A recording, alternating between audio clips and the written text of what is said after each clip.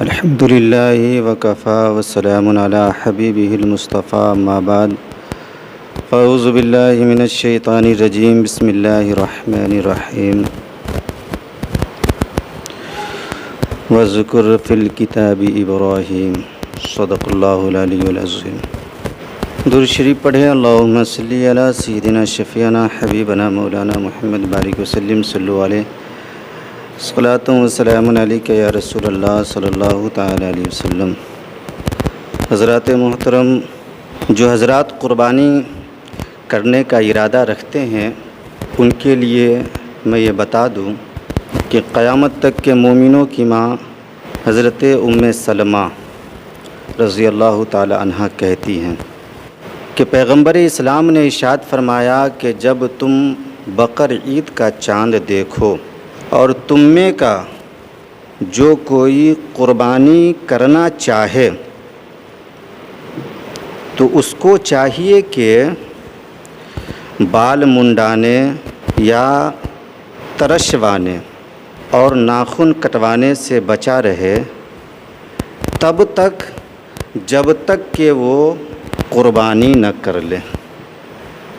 تو جو حضرات قربانی کرنے والے ہیں اپنے نام سے، انہیں چاہیے کہ وہ اس طریقے پر عمل کر کے اس کا فائدہ وہ حاصل کرے۔ جو نہیں کرنا چاہ رہے ہیں اگر وہ بھی اس طریقے پر عمل کریں گے تو اسے بھی اس کا فائدہ ملے گا۔ اب دیکھیں کہ حج 3 طریقے کا ہوتا ہے۔ حج 3 طریقے کا ہوتا ہے۔ ایک ہوتا ہے حج افراد، اس کے حاجی کو مفرد کہا جاتا ہے۔ ایک ہوتا ہے حج تمتع، اس کے حاجی کو متمتع کہا جاتا ہے۔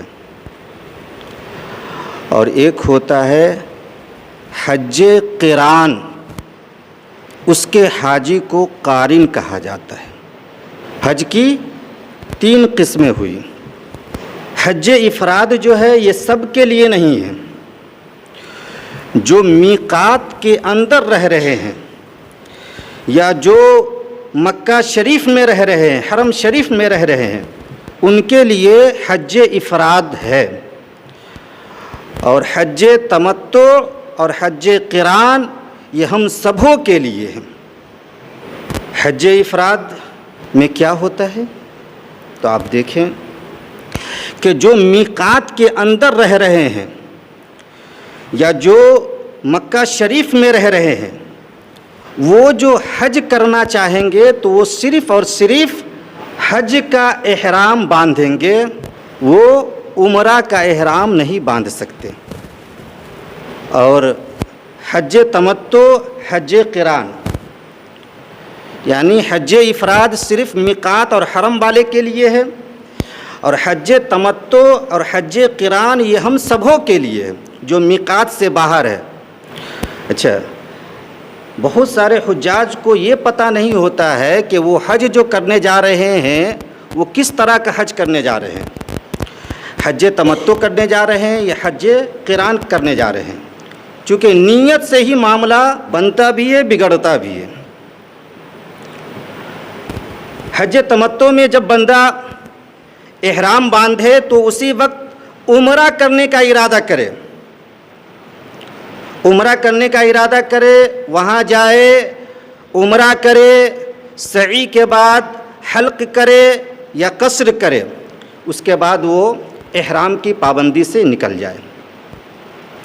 پھر جب حج کے ایام آئے تو حج کا احرام باندھ کر وہ 8 ذی الحجہ کو مینا کو جائے اور پھر وہ حج کی ادائیگی کرے۔ اسے حج تمتع کہتے ہیں۔ حج قران اسے کہتے ہیں کہ احرام باندھتے وقت ہی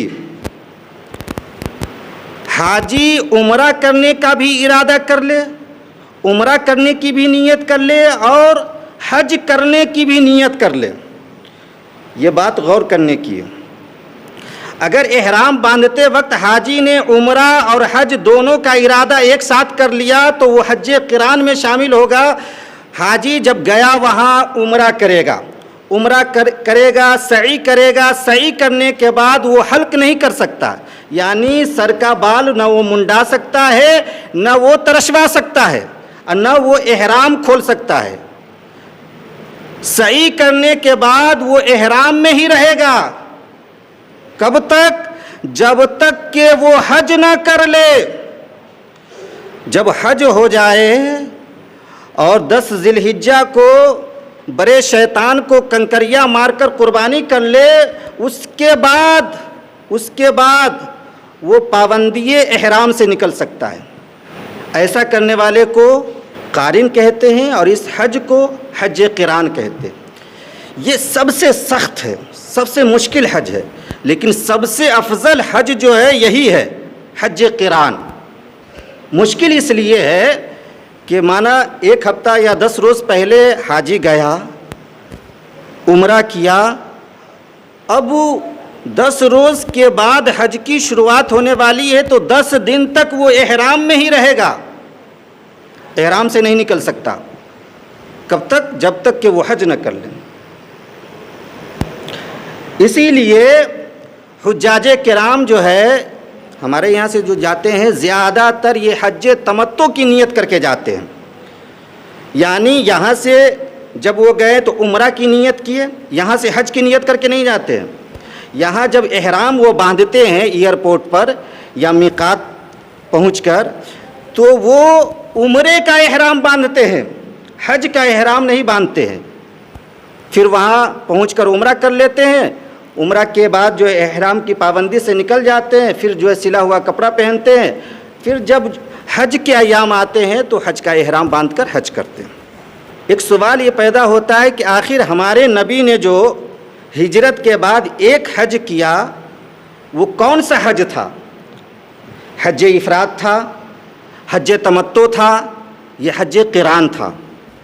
تو سنیں، ہمارے نبی نے جو حج کیا وہ حج قران تھا، کیونکہ آقا نے جو احرام باندھا اسی وقت آپ نے عمرہ اور حج دونوں کا ارادہ کیا، اور عمرہ بھی آپ نے ادا کیا، حج بھی آپ نے ادا کیا۔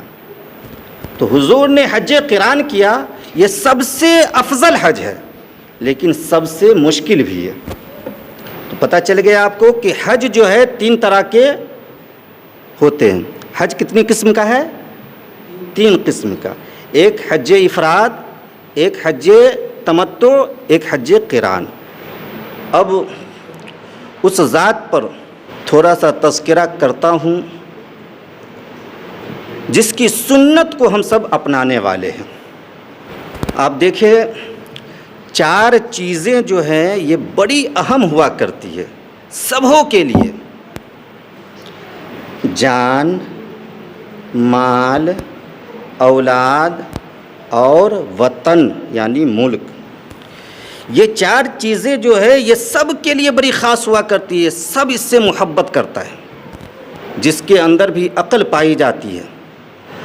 آپ غور کریں تو پتہ چلے گا کہ اللہ رب العزت نے حضرت ابراہیم علیہ السلام کو جان، مال، اولاد اور وطن، ان 4 چیزوں کے ذریعے آزمایا، اور بحمدہ تعالی حضرت ابراہیم علیہ السلام ان 4 آزمائش میں کھڑے اترے تو اللہ نے آپ کو اپنا خلیل بنا لیا۔ سبحان اللہ!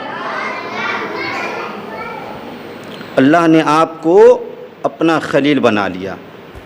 رب کا دوست، رب کا خلیل بننا کوئی آسان کام نہیں ہے، بڑی قربانی پیش کرنی پڑتی ہے، بڑے امتحانات سے گزرنے پڑتے ہیں، تب جا کر کوئی رب کا دوست بنتا ہے، رب کا خلیل بنتا ہے۔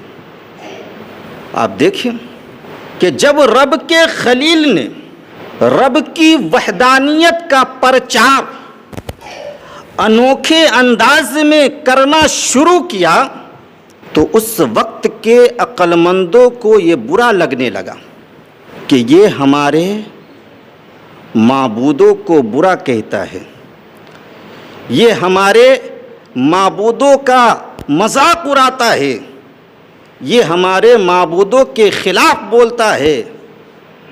اگر ایسا ہی چلتا رہا معاملہ تو کچھ دنوں کے بعد ہمارے لوگوں کی عقلوں سے غفلت کے پردے ہٹ جائیں گے اور دھیرے دھیرے سب اس کے غلام بننے لگیں گے، لہٰذا اب ان کا خاتمہ کرنا ضروری ہے۔ حضرت ابراہیم علیہ السلام نے ان کے جھوٹے معبودوں کی حقیقت کا پرچار شروع کیا۔